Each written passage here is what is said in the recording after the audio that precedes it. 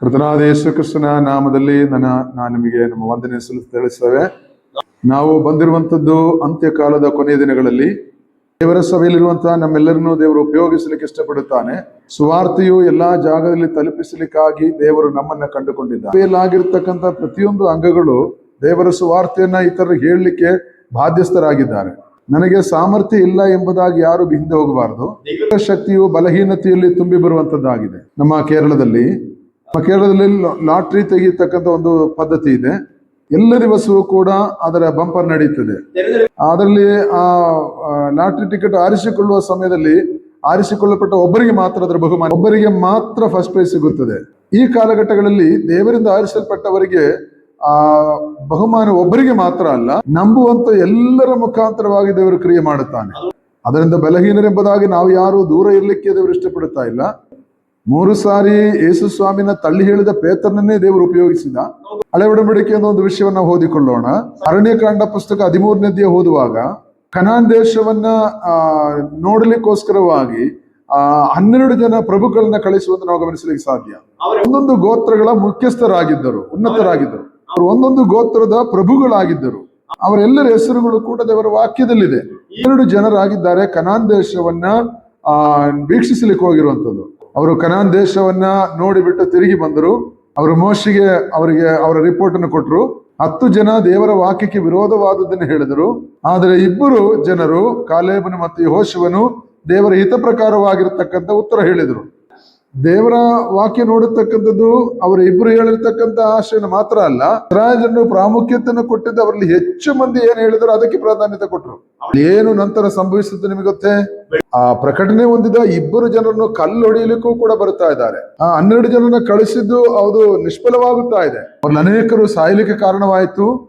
ಅಲ್ಲಿ ಒಂದು ಏಳಿಗೆ ಇಲ್ಲದಂತೆ ಜನರು ಮತ್ತೆ ಸುತ್ತಾಡುತ್ತಾ ಇದ್ದಾರೆ. ಮೋಶೆಗೆ ನಂತರ ಯೆಹೋಶುವನನ್ನ ದೇವರು ಉನ್ನತ ಸ್ಥಾನಕ್ಕೆ, ನಾಯಕತ್ವಕ್ಕೆ ತರುತ್ತಾ ಇದ್ದಾನೆ. ಯೆಹೋಶುವನ ಸೇವೆಯ ಕಾಲಗಳಲ್ಲಿ ಯೆಹೋಶುವನು ಸಾಧಾರಣ ಹೇಳ್ತಾನೆ, ನೀವು ದೇಶವನ್ನು ಹೊಂಚು ಹಾಕಿ ನೋಡ್ರಿ ಎಂಬುದಾಗಿ. 2 ಸಾಧಾರಣ ದೇಶವನ್ನು ಹೊಂಚು ಹಾಕಿ ನೋಡ್ಲಿಕ್ಕೆ ಹೋದ್ರು. ದೇಶವನ್ನ ಹಸ್ತಗತ ಮಾಡಿಕೊಂಡ್ರು. ಯೆಹೋಶುವನ ನಾಯಕತ್ವದಲ್ಲಿ ಇಸ್ರಾಯೇಲ್ ಜನರ ದೇಶವನ್ನ ಕೈವಶ ಮಾಡಿಕೊಂಡ್ರು. 12 ಪ್ರಭುಗಳ ಕಾಲಗಳಲ್ಲಿ ನಡೆಯದೇ ಇರತಕ್ಕಂಥದ್ದು 2 ಸಾಧಾರಣರಾಗಿರ್ತಕ್ಕಂಥ ವ್ಯಕ್ತಿಗಳನ್ನು ಉಪಯೋಗಿಸಿ ದೇವರು ಮಾಡ್ತಾ ಇದ್ದಾನೆ. ಈ ವಾಕ್ಯದಿಂದ ದೇವರು ನನಗೆ ಕೊಟ್ಟಂತ ಒಂದು ಆಲೋಚನೆ, ಪ್ರಭುಗಳಿಂದ ಮಾಡ್ಲಿಕ್ಕೆ ಆಗದೆ ಇರತಕ್ಕಂಥದ್ದು ದೇವರು ಸಾಧಾರಣ ವ್ಯಕ್ತಿಗಳಿಂದ ಮಾಡಿಸುತ್ತಾನೆ ಎಂಬುದಾಗಿ. ಸಾಧಾರಣರಿಂದ ಅಸಾಧಾರಣವಾದ ಕಾರ್ಯಗಳನ್ನು ಮಾಡತಕ್ಕಂಥ ಸನ್ನಿವೇಶ ಕಾಲಗಳಾಗಿದೆ ಇದು. ನನಗೆ ಯೋಗ್ಯತೆ ಇಲ್ಲ ಎಂಬುದಾಗಿ ಹೇಳಿ ಯಾರು ಹಿಂದಿರುಗಿ ಹೋಗಬಾರದು. ಕರ್ತನ ಶಬ್ದ ನೀವು ಒಂದು ಸಾರಿ ಕೇಳಿದವರಾಗಿದ್ದೀರೋ ನಿಮ್ಮ ಮುಖಾಂತರ ದೇವರ ಮಹಿಮೆ ಪ್ರಕಟವಾಗ್ತದೆ. ಸಾಧಾರಣರನ್ನ ಅಸಾಧಾರಣವಾದ ಕಾರ್ಯಗಳನ್ನು ಮಾಡ್ಲಿಕ್ಕೆ ದೇವರು ಉಪಯೋಗಿಸತಕ್ಕಂಥ ಕಾರ್ಯಗಳಿದು. ದೊಡ್ಡ ದೊಡ್ಡ ಪ್ರಸಂಗದಲ್ಲಿ ನಾವು ನೋಡಬಾರದು. ದೊಡ್ಡ ದೊಡ್ಡ ಪ್ರವಾದಿಗಳ ಮೇಲೆ ನೀವು ಭರವಸೆ ಇಡಬಾರದು. ಅವರಲ್ಲಿ ಮಾತ್ರವಲ್ಲ, ಸಾಧಾರಣರಾಗಿರ್ತಾರೆ. ನಿಮ್ಮಲ್ಲಿ ಯೇಸು ಕ್ರಿಸ್ತನು ವಾಸ ಮಾಡ್ತಾ ಇದ್ದಾನೆ. ಆ ಕಾಲಘಟ್ಟಗಳಲ್ಲಿ ಸಾಧಾರಣರಾಗಿರ್ತಕ್ಕಂಥ ಯೆಹೋಶುವನ ಕಾಲೇಬಿನ ಹಾಗೆ ನಿಮ್ಮನ್ನು ಕೂಡ ದೇವರು ಉಪಯೋಗಿಸಲಿಕ್ಕೆ ಶಕ್ತನಾಗಿದ್ದಾನೆ. ಪ್ರಸಂಗ ಮಾಡ್ಲಿಕ್ಕೆ ಗೊತ್ತಿಲ್ಲ, ಪ್ರವಾದನೆ ಮಾಡ್ಲಿಕ್ಕೆ ಬರೋದಿಲ್ಲ, ನನಗೇನು ಗೊತ್ತಿಲ್ಲ ಎಂಬುದಾಗಿ ಹೇಳಿದ್ರು. ಯಾರು ಹಿಂದಿರುಗಿ ಹೋಗಬಾರದು. ಯೇಸು ಸ್ವಾಮಿಯಲ್ಲಿ ನಂಬುವಂತ ವ್ಯಕ್ತಿ ಆಗಿದ್ದರೋ ಆದ್ರೆ ದೇವರು ನಿಮ್ಮನ್ನು ಉಪಯೋಗಿಸಲಿಕ್ಕೆ ಮಾಡ್ತಾನೆ. ದೇವರಿಗೆ ಐಶ್ವರ್ಯವಂತರಿಂದಲೂ ಸಾಧಾರಣ ವ್ಯಕ್ತಿಯಿಂದಲೂ ಸುವಾರ್ತೆ ಹೇಳಲಿಕ್ಕೆ ಗೊತ್ತಿದೆ. ದೇವರ ವಾಕ್ಯ ಹೇಳುತ್ತದೆ, ನನ್ನ ಕುರಿಗಳನ್ನ ಸ್ವರಕ್ಕೆ ಕಿವಿಗೊಡುತ್ತಾರೆ. ನೀವು ದೇವರ ಶಬ್ದವನ್ನು ಕೇಳಿರಿ. ನೀವೇ ಕಾಲಗಳಲ್ಲಿ ಅಭಿಷೇಕದಿಂದ ನಡೆಸಲ್ಪಡುವಂತ ಒಂದು ವ್ಯಕ್ತಿಯಾಗಿ ಬದಲಾಗಲಿ.